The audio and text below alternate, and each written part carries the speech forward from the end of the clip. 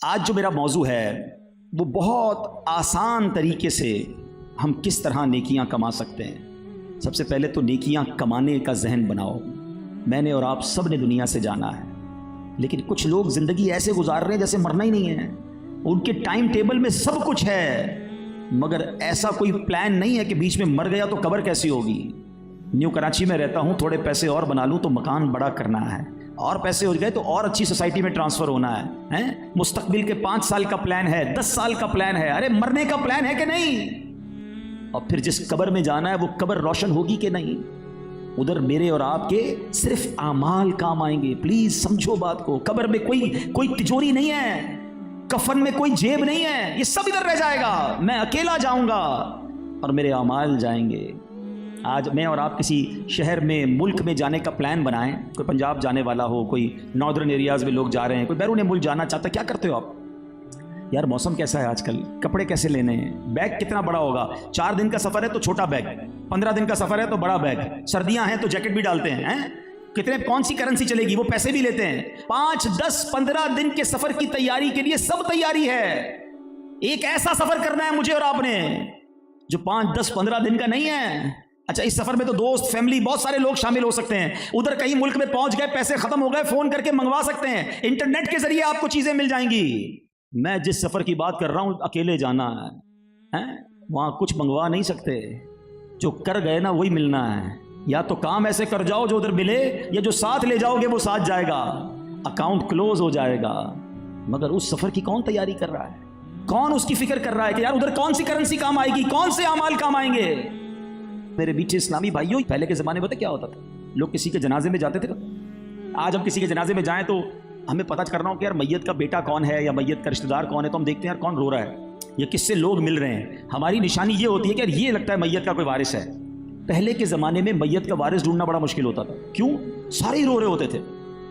کیوں رو رہے ہوتے تھے؟ میت سے پیار ہوتا تھا؟ نہیں، سب کو اپنی قبر یاد آتی تھی کہ یہ مر گیا، میری باری ہے۔ قبرستان جاتے تھے تو ہال آتا تھا، قبر دیکھتے تھے تو نیند اڑ جاتی تھی کہ اسی قبر میں مجھے اتارا جائے گا۔ اتنی گرمی کے دن چل رہے ہیں، لائٹ چلی جائے تو کیا حال ہوتا ہے؟ جنریٹر لگائے ہیں، UPS لگائے ہیں، AC لگائے ہیں لوگوں نے، کسی طریقے سے گرمی والی رات نہ گزرے۔ تم سے ایک رات بغیر پنکھے کے نہیں گزرتی۔ سوچو قیامت تک جس کی قبر میں آگ بھڑکا دی گئی وہ کیسے گزارے گا وہ راتیں؟ ارے جس کو یہاں گرمی لگتی ہے اس کو تو قبر کی گرمی کی زیادہ فکر ہونی چاہیے نا، کہ اللہ کرے قبر بھی باغ و بہار بن جائے، قبر بھی جنت کا باغ بن جائے۔ ادھر نرم بستر ہے تو قبر میں بھی جنتی بستر مل جائے، ادھر ایئر کنڈیشن لگایا ہوا ہے، قبر میں بھی جنت کی کھڑکی ہو جہاں سے ٹھنڈی ٹھنڈی جنت کی ہوائیں آئیں۔ اکیلے سفر کرنے میں تمہیں مزہ نہیں آتا، اس قبر میں جنت کی نعمتیں ہوں، اس کی تیاری نہیں کرو گے تو وہ اکیلا سفر کیسے کٹے گا؟ پلیز اس کے بارے میں سوچئے، پلان کیجئے۔ اور بزرگوں نے پتہ ہے کیا پلان کیا ہوا تھا؟ انہوں نے زندگی کی ایک ایک سانس کا حساب رکھا تھا کہ زیادہ نیکیاں کر لیں، زیادہ ثواب کما لیں۔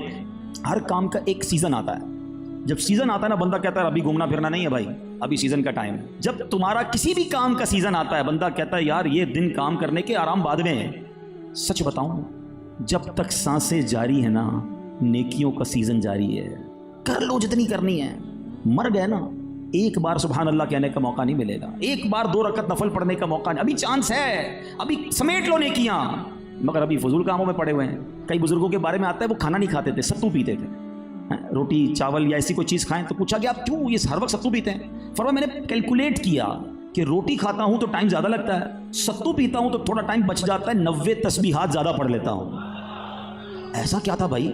نمازیں بھی پڑھ رہے تھے، روزے بھی رکھ رہے تھے، اتنی تسبیح، اتنا ذکر، وہ جانتے تھے سیزن لگا ہوا ہے، جتنی کما لوں گا نیکیاں قبر میں کام آئیں گی، جنت میں اعلیٰ درجہ ملے گا۔ they know it very well۔ ہم کہتے ہیں پیسے کمانے کا سیزن ہے۔ سوچو فرق کتنا۔ ایک بزرگ کے بارے میں آتا ہے آپ اتنا اللہ کا ذکر کرتے تھے، جس جگہ سے نکلتے نا ان کی زبان ذکر اللہ سے تر رہتی تھی۔ ایک بار ایک سڑک سے گزرے، پھر واپس آئے، پھر گزرے، تو کسی نے کہا ابھی تو آپ گزر کر گئے تھے، پھر کیوں واپس آئے؟ فرمایا میں جب اس گلی سے گزرا تو ذکر اللہ کرنا رہ گیا تھا، میں چاہتا ہوں میں زندگی میں جدھر جدھر سے گزروں ہر جگہ کو ذکر اللہ کا گواہ کرتا چلا جاؤں۔ یہ مائنڈ سیٹ تھا۔